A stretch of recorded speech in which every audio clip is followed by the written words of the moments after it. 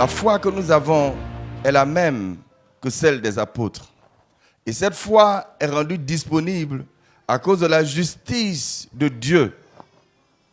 La Bible dit la justice de Dieu, c'est que celui qui croit en Jésus soit sauvé.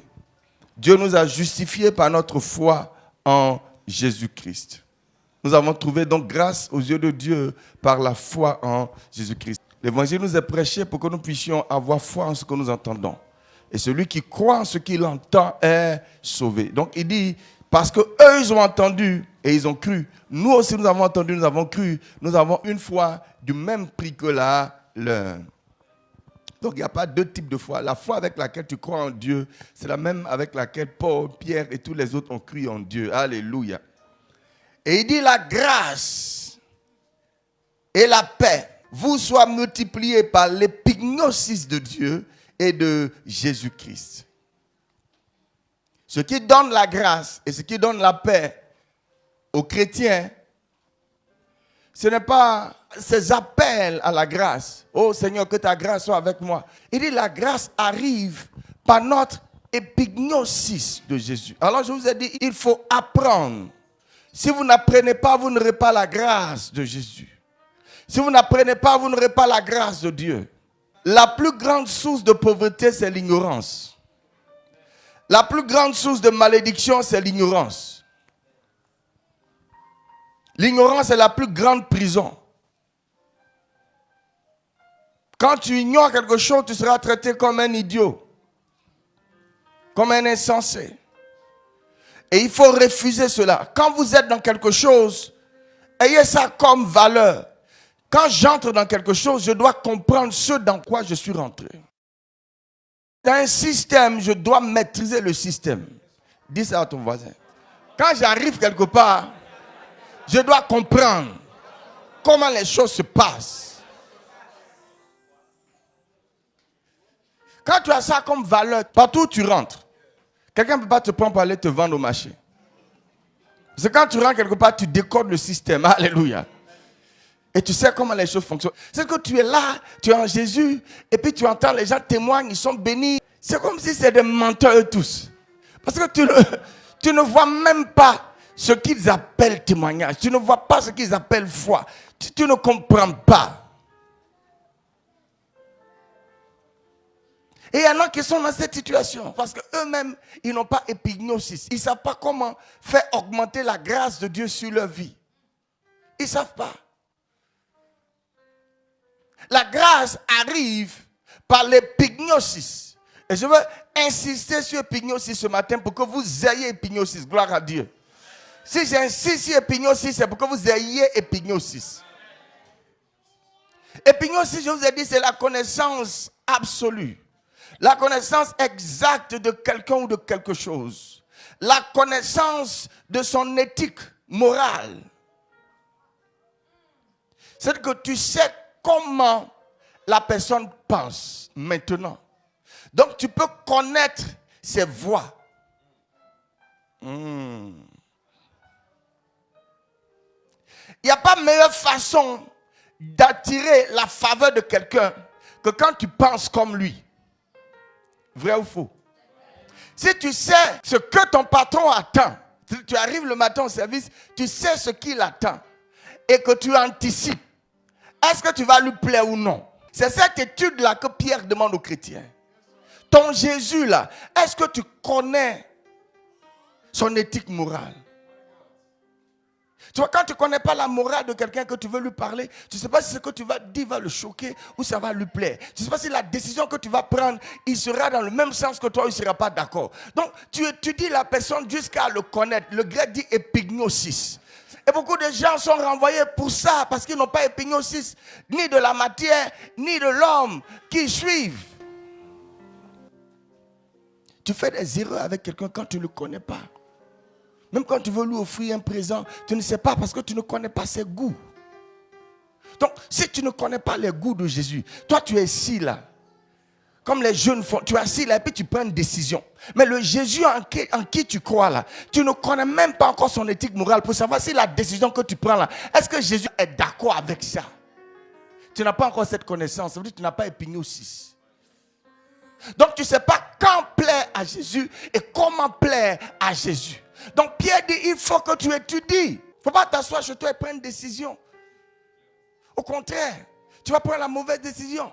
Et tu penses que Dieu est avec toi. Si tu es pignon 6, ne serait-ce que de ton patron, tu seras le meilleur employé.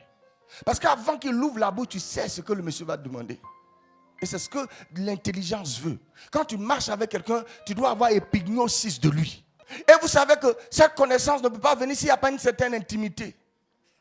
Parce que de temps en temps, le gars, il t'a dit ce qu'il aime, tu sais quel dessert il aime, tu sais quel plat il aime, tu sais ce qu'il n'aime pas, tu sais s'il mange chaud ou froid. Tu connais toutes ces choses-là de lui. Donc quand quelqu'un se lève là-bas et dit non, je vais lui faire à manger, tu ris parce que tu sais que sa nourriture là, on risque de la renvoyer avec lui-même. Parce qu'il n'a pas tenu compte des goûts de la personne. Oh, toi, tu connais les goûts de la personne. Avant que la personne arrive, tu sais ce que la personne va agréer ou elle ne va pas agréer. Donc, ça fait que tu as toujours la grâce de cette personne. La personne est toujours heureuse de te voir parce qu'elle sait que tu la connais. Ils connaissaient Jésus, les apôtres. Donc, quand ils prennent une décision, quand ils disent quelque chose, ils savent que Jésus sera d'accord avec ça. Alors, la grâce abondait pour eux. Comment tu peux trouver grâce aux yeux de ton père si tu es toujours en train de faire des choses que ton papa n'aime pas? Il dit, moi, mes enfants ne doivent pas faire ça. Mais l'enfant qui a épignon 6 de son papa, il sera l'enfant le plus aimé. Parce qu'il est toujours là où papa veut. Il respecte les limites que papa lui a imposées. Il ne va pas à gauche ni à droite. Il connaît papa. Il sait ce qui va plaire à papa. Et il fait ce qui va plaire à papa. Alors il a toujours la faveur de papa. C'est ce que le chrétien doit faire. Vous voyez? C'est la même chose qu'il dit dans Romains chapitre 12. Soyez transformés par le renouvellement de votre intelligence pour que vous soyez capables de discerner quelle est la volonté bonne, parfaite ou agréable du Seigneur. C'est-à-dire que maintenant tu peux discerner. Tu as cette capacité de comprendre ce que Dieu veut te dire, de comprendre ce que Dieu veut que tu choisisses. Et quand tu fais ça, sa grâce abonde pour toi. Parce que la grâce de Dieu ne sera jamais avec toi quand tu es en train de faire des choses que Dieu n'agrée pas. Jamais. Or, ton immaturité fait que tu ne sais pas penser comme Dieu. Tu ne sais pas voir comme Dieu. Tu n'as pas l'éthique de Dieu. Tu ne sais pas les choses que Dieu cautionne ou que Dieu ne cautionne pas du tout. Attention, ne prends pas tes pensées pour les pensées de Dieu. Mais vous savez, un homme qui est pignon 6 de Jésus peut faire des choses qui te semblent bizarres, mais la grâce est toujours avec lui parce qu'il sait que Dieu n'a pas de problème avec ça.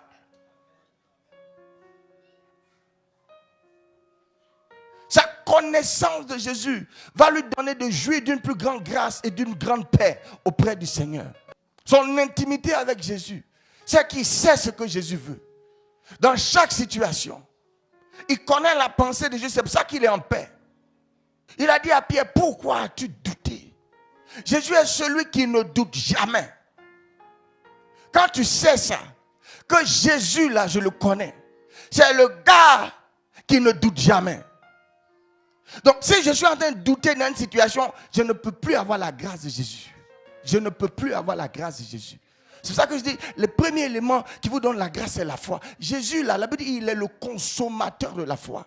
C'est lui qui dit à Jairus, crois seulement. Quand ils étaient en train de décourager Jairus, Jésus lui a dit, crois seulement.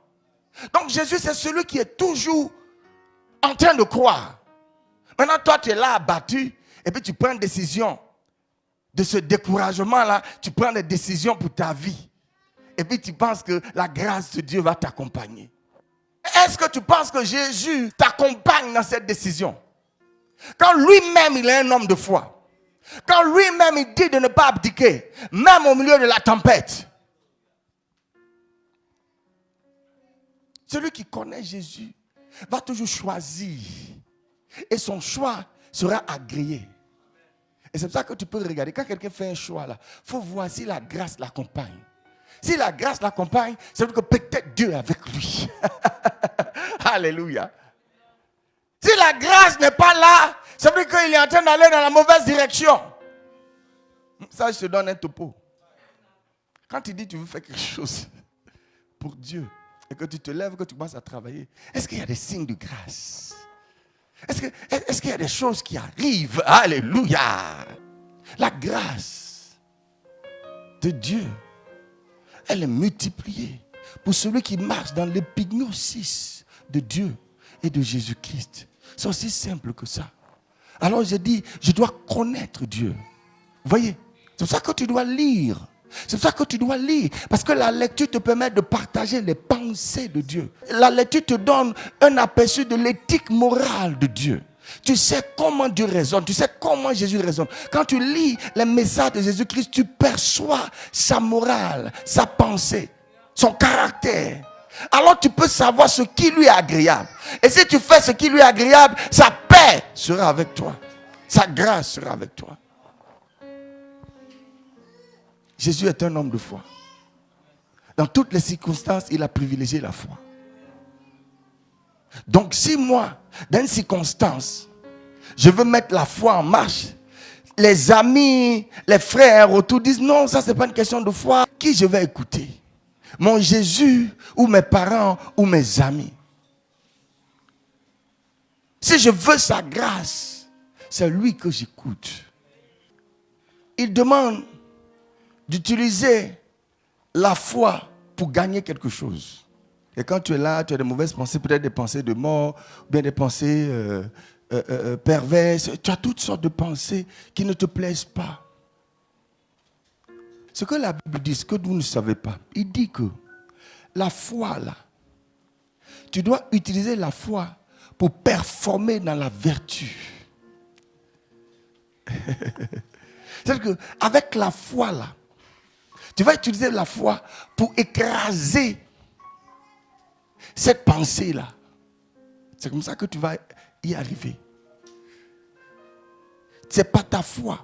Donc il dit, utilise ta foi pour acquérir de la vertu. Oh boy, est-ce que quelqu'un comprend ce que je dis? Tu vois que tu n'arrives pas à prier. Tu vois que tu es frivole, ou bien il y a quelque chose que tout le monde te reproche. Tu es paresseux. Il dit, en fait, quand tu deviens chrétien, tu dois utiliser ta foi pour combattre ta paresse. C'est la seule façon pour toi de sortir de la paresse. C'est par la foi. On a dit que tu es toujours en colère. La foi, en fait, est donnée pour performer. Ça veut dire quoi? Tu ne te décourages plus. Tu dis, je vais changer. Je vais arrêter de penser comme ça. Alléluia. Et ces pensées viennent et tu ne te décourages pas parce que la foi n'abdique jamais. Donc tu mets ta foi en marche contre ce que tu veux changer. Et par la foi, tu vas vaincre. Est-ce que vous comprenez? Donc quand il dit, utilise ta foi maintenant pour acquérir de la vertu morale. C'est vrai que tu n'es pas encore parfait moralement. Tu penses à de mauvaises choses. Tu ne te trouves pas propre. Mais il dit, la foi t'a été donnée pour que tu continues de travailler sur ton caractère. Et que tu crois que ça va arriver. La ferme assurance des choses qu'on espère. La démonstration de celles qu'on ne voit pas. C'est la foi, c'est celui qui a la preuve de ce qu'il ne voit pas encore. Donc tu ne peux plus douter si tu as la preuve. La foi te permet d'avoir la preuve de tout ce que tu veux changer dans ta vie. C'est par la foi que de peureux tu vas devenir courageux. Et tu vas voir, l'esprit va commencer à te révéler les choses. Parce que la foi te permet d'être connecté au règne de l'esprit. Et il va commencer, tu es là toi seul. Et puis il va commencer à te montrer en fait, oh l'esprit m'a fait ces choses, alléluia. Il y a des choses que je ne savais pas faire, que j'ai appris à faire à cause de ma foi. C'est que tu te mets en marche. Souvent tu achètes des marchandises toi-même et tu ne sais même pas par où commencer. Mais tu as la foi que tu vas y arriver. Et tu commences à découper les choses. Alléluia. Et la foi va te permettre de faire des combinaisons. Et quand le monsieur va venir, il dit, hey, tu t'es amélioré. Hein? Tu dis, il y a quelque chose qui est en train de travailler en moi. Alléluia. La foi te permet d'y arriver. Vous voyez? Donc l'excellence morale, la vertu, ces choses qui font que tu deviens un bon type. Parce que dans le monde, tu as été tellement faux type que ces choses sont sur toi. Et tu luttes au-dedans de toi dans ta vie chrétienne. Il y a des choses que tu vas abandonner, mais tu n'arrives pas. Parce que tu n'as pas compris que c'est par la foi. Tu mets ta foi dans ces choses. J'ai découvert que les enfants de Dieu, en fait, leur foi là, ils ont ça seulement pour aller au ciel. Tu ne sais pas que ta foi peut t'aider dans l'étude d'anglais que tu es en train de faire. Tu ne sais pas que ta foi peut t'aider. Même dans tes études, ta foi peut t'aider dans ton travail. Pour t'améliorer constamment dans ton travail. La foi peut te propulser pour avoir de nouvelles techniques, de nouvelles aptitudes. Par la foi, tu vas y arriver. Utilise ta foi pour devenir vertueux. Utilise ta foi pour devenir meilleur. Tu mets ta foi en marche pour performer. En tant que choriste, on veut être la meilleure chorale, supposons. Il dit, ce n'est pas la foi. Ce n'est pas par des pensées charnelles qu'on y arrive. Tu mets ça, tu mets ta foi en marche dedans. Ça va devenir conviction. La foi t'aide à avoir la conviction que tu es capable de changer. Qu'un jour tu vas te tenir et tu vas faire ce que tout le monde pensait que tu ne pouvais pas faire. Mets ta foi en marche dans ce domaine où tu es dernier. Et tu verras la différence. Tu vas dire non, il y a telle matière, je lis, je ne comprends pas. Dieu dit maintenant tu es chrétien. Mets ta foi en marche. Mets ta foi en marche. C'est comme ça qu'on devient excellent. Peut-être que tu es coiffeuse, tu ne connais rien. Il y a des jolies salons de coiffure qui ont de plus grandes et belles coiffures. Alors, elles ont une meilleure cliente. Et toi, tu ne sais pas. Sœur, mets ta foi en marche. Mets ta foi en marche. Alléluia. Tu dis, je suis parmi les meilleurs. Je mets ma foi en marche. C'est ce qui va se passer. La foi va attirer à toi les documents qu'elles ont, les revues qu'elles ont. Avant que tu ne te rendes compte, tu commences à performer dans ton travail. La foi va te pousser à aller passer là où il faut passer. Pour entendre les choses qu'il faut entendre. Pour voir les choses qu'il faut voir. Il n'y a rien que la foi ne peut pas t'aider à faire. La foi peut t'aider à tout faire. Tout est possible à celui qui croit, il a dit. Quand tu veux apprendre quelque chose, il faut que tu puisses connaître. Ouais. Et Éphésiens 6 nous donne peut-être une intelligence qu'on sait que il n'y a pas un secteur où je vais rentrer et il me sera difficile de décoller. Ça n'existe pas. Parce que Éphésiens 6 te donne de comprendre les principes de la vie. Tu as une femme dans ta maison, tu n'as pas Éphésiens 6 d'elle. Tu as un mari dans ta maison, tu n'as pas Éphésiens 6 de lui. Comment ça peut marcher? Demande à quelqu'un. Vous êtes tout le temps en train de vous accrocher parce que l'autre n'a pas pris le temps d'étudier. Faut étudier. La vie devient plus facile quand on a étudié. Il y a des gens qui savent ça naturellement. Que quand tu rentres quelque part, il faut connaître la personne. Il faut étudier la personne. Tu n'auras jamais de problème avec la personne. Mon mari ne me donne rien. Tu n'as pas Éphésiens 6. Par ta propre ignorance, tu te rends toi-même malheureuse. Si tu avais Éphésiens 6, oh ma soeur, alléluia. Il y a quelque chose qui fait que le gars, il met la main dans la poche. Oh, I give you praise, Father. Les rakatabayabus. Mansafrando lidagabousis. Et même en entreprise, c'est des choses qu'on utilise. Pour ceux qui sont dans les affaires, tu apprends à étudier ton client. Éphésiens 6. Science. Donc ça ne suffit pas de dire j'ai la foi. Il dit maintenant, mets ta foi. Les gens ne comprennent pas pourquoi Dieu nous a donné la foi. Tu ne peux pas avoir la foi toi-même. La foi est un don de Dieu. Cette conviction qu'on a là, c'est Dieu qui a implanté ça en nous. Maintenant, c'est la base. La foi te permet maintenant d'acquérir la vertu et l'excellence. Il n'y a qu'un homme de foi qui devient le meilleur. Parce qu'il y croit. Parce qu'il est convaincu que sa chose-là va arriver. Que son entreprise va aboutir. Donc même au milieu de la tempête, il se lève, il continue de travailler. Alléluia. Les autres n'ont pas la foi. Donc ils ne seront jamais excellents. Parce qu'ils abandonnent. Mais toi qui as la foi, tu arriveras à l'excellence. La foi m'a rendu excellent. Je ne pensais pas comme ça avant. Je n'étais pas aussi fort moralement comme ça avant. Mais la foi transforme. Alléluia. Il n'y a pas quelque chose que je fais. Et puis moi, je vais dire j'abandonne. Ce n'est pas possible. Mais toi, dès que c'est dur, tu vas abandonner. Tu as raison. Tu n'as pas Éphésiens 6. Jésus dit que la foi là nous est donnée pour faire de grandes choses. Il dit vous allez faire de plus grandes choses que moi. Il sait pourquoi il a dit ça. Parce que quelqu'un qui a la foi, quand il pense, ses pensées deviennent fermes.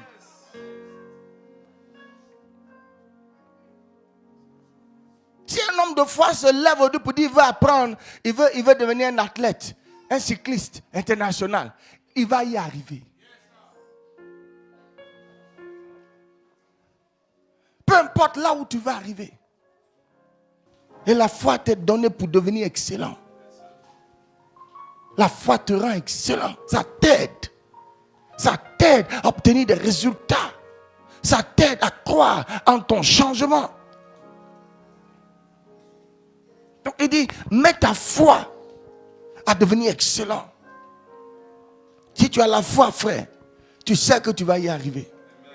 Tu sais que ça va marcher. Il n'y a pas épignon aussi sans foi. Épignon aussi, c'est que tu deviens un avec ce que tu étudies. Tu connais la chose. Tu peux dire que tu connais. Épignon, ce n'est pas que tu connais tout dans la vie. Non. Mais cette chose-là, tu connais.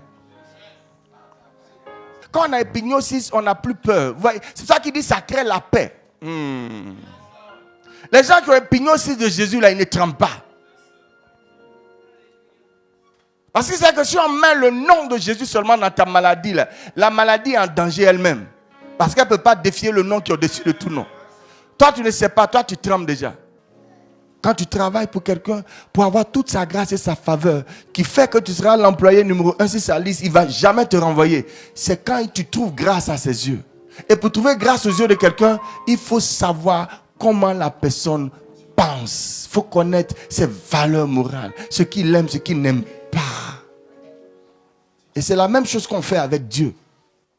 Et c'est comme ça que la Bible dit, Abel a offert un sacrifice plus excellent. Pourquoi? Abel avait épignosis.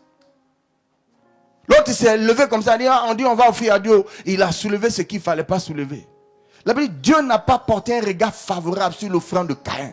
Mais il a porté un regard favorable sur l'offrande d'Abel. Pourquoi? Parce qu'avec épignosis, tu recherches. David dit, tu n'offres pas à Dieu n'importe quoi. Tu fais en sorte que Dieu agrée ce que tu vas lui donner. Épignosis t'aide à grandir. Et ça ouvre tes yeux. Tu dis, donc je me suis battu avec les gens pour rien. Je ne fais pas là pour rien dans ma vie. Il suffisait juste que je comprenne les gens, que je les étudie. Et c'est pareil pour Dieu. Que tu comprennes Dieu, que tu ne lui offres pas des choses comme Caïn. Frère, quand tu veux faire quelque chose pour Dieu, assure-toi que tu as sondé son épignosis et qu'il sera d'accord avec toi, avec ta décision, avec ton choix.